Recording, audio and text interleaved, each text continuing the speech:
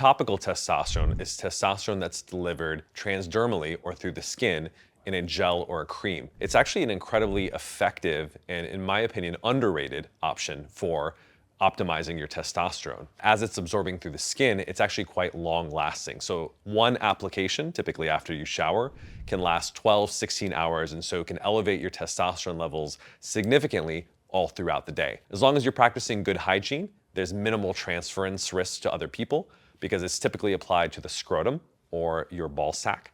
And one of the nice perks actually of applying it to that area is a lot of people experience a libido boost because it kind of enhances testosterone in that localized area. The other key advantage that Maximus has innovated on is if you combine topical testosterone with enclomiphene, as opposed to shutting you down with traditional testosterone, it can actually maintain your natural testicular function and fertility.